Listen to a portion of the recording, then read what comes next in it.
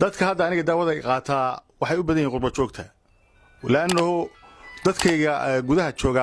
waxna ma akhriyaan intooda badan oo YouTube-ka lama socdaan dhirtoodana ma aaminsana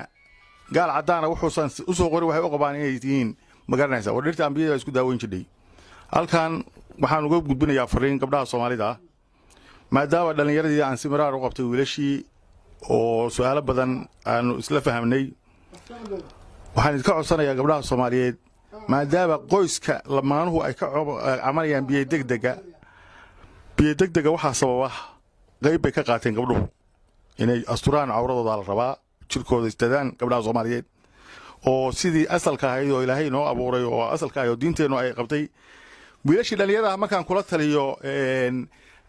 dareenkiina ilaaliya ayaa waxay Dr. Chan dareenka ma ilaalin karo gabadhii anagoo halka marina gabadhii waxaan arkaynaa awradeeda waan arkaynaa dareenkayo waa kacaya dareenka hadduu kaco isbarmankii waa isburburinaya hadhowna waxay sababaysaa in biyihii dib ay soo baxaan gabdhihiina waxay ka cabanayaan biyaha degdega reerkii markii la arooso gabadhii waxay ku leedahay ninkan haddii oo ima qancin karo hore aad u soo dishay muxuu ku qanciyaa ilaana toobad u celiya awradiina asurta daawooyinkeena ka faa'iideysta hadda badan aan daawayo oo lamaano ka cabanayo waa biyaha degdega labada qof waxay ka cabanayaan biyo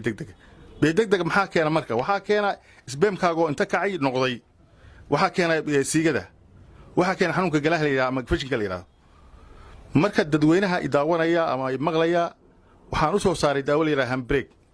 maadaama anagu aan ahay ninkii bixiyay qaacidada la yiraahdo man ajasa an istimtaac faliyati shajaratan inda jaamac bisur'a awlaha laakiin hada bilaxda laga dhigay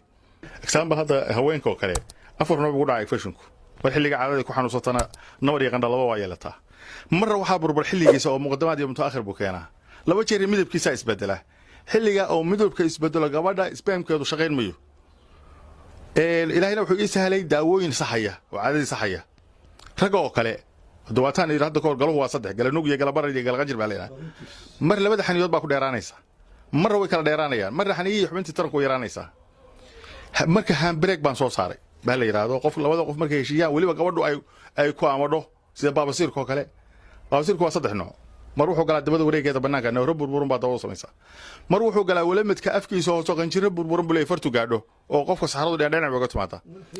ha mar wuxuu galaa mindhicirka oo dawadana way cuntaa qof saxaradu